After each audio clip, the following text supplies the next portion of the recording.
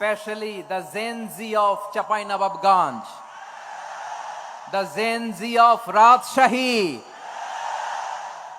তোমরা দেখিয়ে দিয়েছো কিভাবে কিভাবে জালিমকে শায়েস্তা করতে হয়।